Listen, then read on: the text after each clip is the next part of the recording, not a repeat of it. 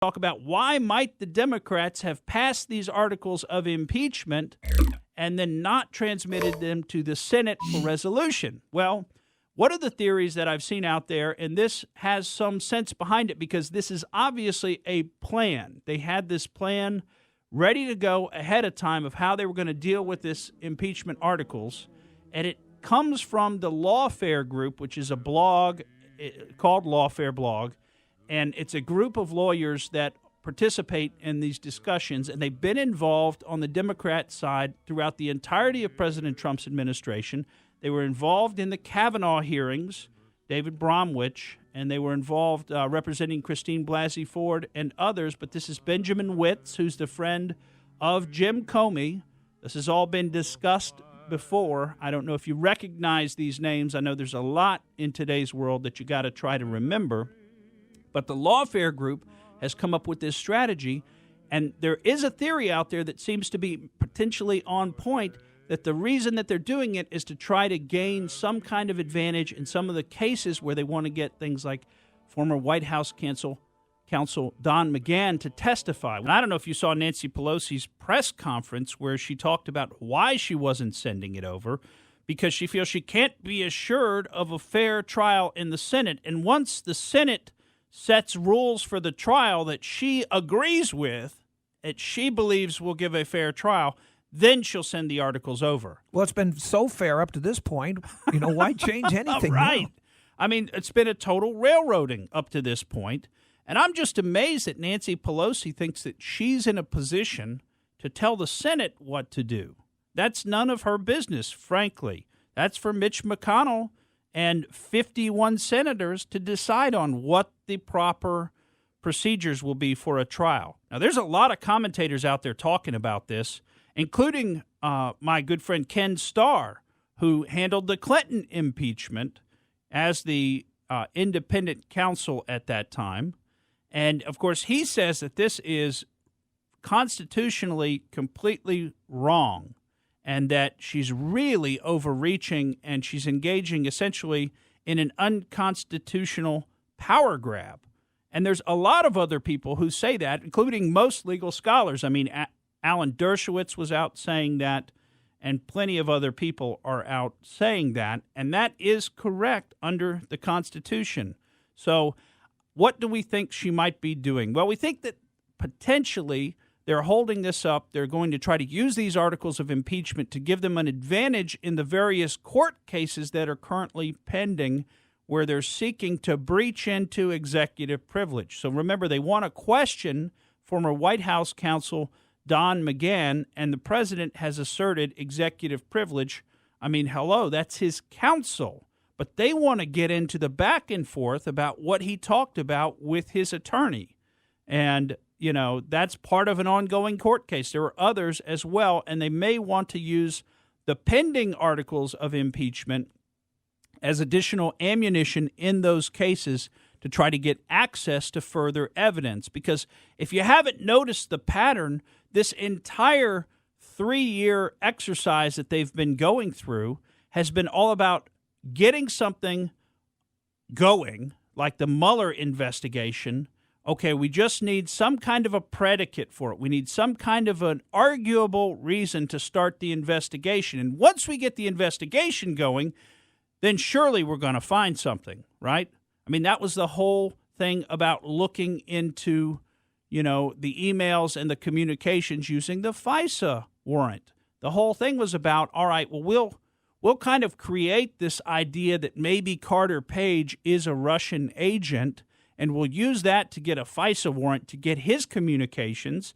And then with a 2-hop rule, we can talk to anybody he talked to, listen in to anybody he talked to, as well as anybody that those people talk to. So through that 2-hop rule, we'll get to the entire Trump campaign's communications.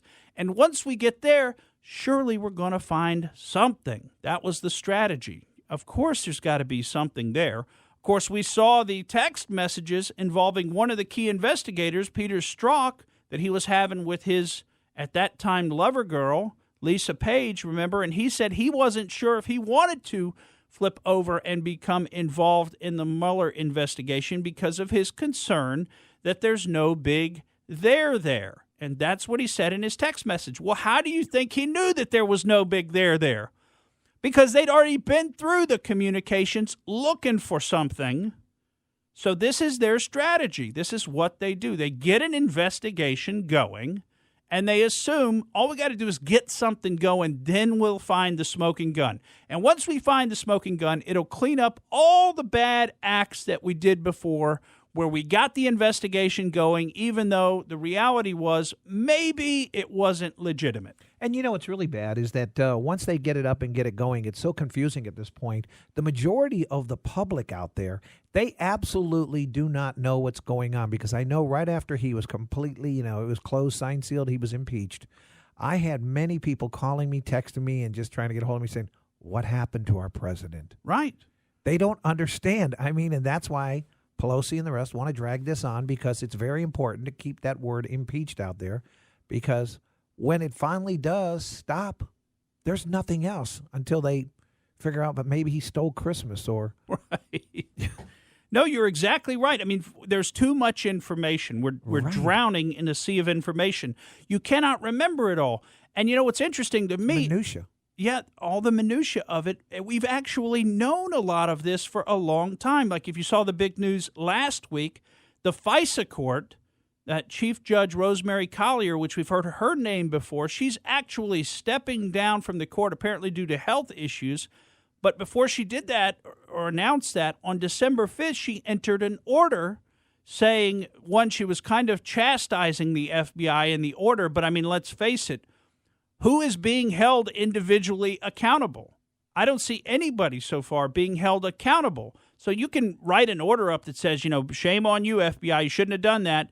You made 17 material misrepresentations and omissions in the last FISA application. Remember, 7 in the first. So you understand what that means. They were increasing the number of misrepresentations and omissions throughout the applications to keep them going. Now, why were they doing that? Because every piece of evidence that they discovered through the use of the FISA warrants was exculpatory, means it tended to show that the Trump campaign was not colluding or conspiring with the Russians and that there was no big there. That's what all the evidence was showing. So as time went on, they had to continue to make omissions. Okay, well, don't tell the FISA court about some of this stuff we found and misrepresentations. Don't tell the FISA court about who these people really are. Don't tell them that Carter Page is a longtime CIA U.S. government source, that he works with the government to try to expose Russians who are trying to spy on our country. We won't tell them that. And that's the whole Kevin Kleinsmith thing that's gotten into. And, of course, that's dealt with in the FISA order as well. But one of the things that we now know that Kevin Kleinsmith did, we know this through the IG report and other sources, we know that Kevin Kleinsmith went in and altered an email that was used to support the FISA application, and the email said essentially that Carter Page was a source for the CIA, and he changed it to read was not a source for the CIA. Now, you don't get much more. That you talk about a smoking gun. I mean, that is a criminal offense, going in and altering evidence, particularly when you're talking about then using it to get a surveillance warrant on a United States citizen, Carter Page. But all attorneys, when they're practicing in front of courts, all attorneys have a duty of candor to the court, which means you have to tell the court the truth. And you can't be slick about it. Well, you're not supposed to be slick about it. Let's put it that way.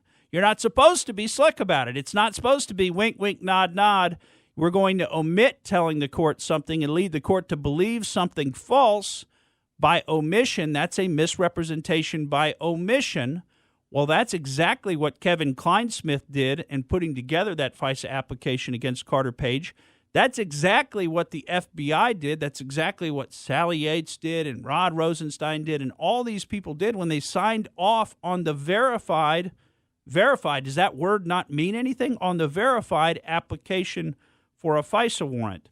To say the least, a lot of these folks did not play by the rules. They didn't play by the rules, but where's the accountability? So in this FISA court order from December 5th, Chief Judge Rosemary Collier says, one, shame on you, FBI. This calls into question a lot of your representations to the court previously, but she also said, I want to know every case, and she didn't name Kleinsmith. We just happen to know who he is, but I want to know every case that Kevin Kleinsmith worked on that was submitted to the FISA court for a warrant. We want to get a list of all of the cases. Essentially, we need to go back through and double check those cases. She also said, I want an update on whether or not he was referred to his bar association, because you see, you can and should be disbarred for making this type of a misrepresentation to a court. It's a plain, stark violation of your duty of candor to the court. There's no way that an attorney doesn't know that this is completely wrong and could cost the attorney his or her license.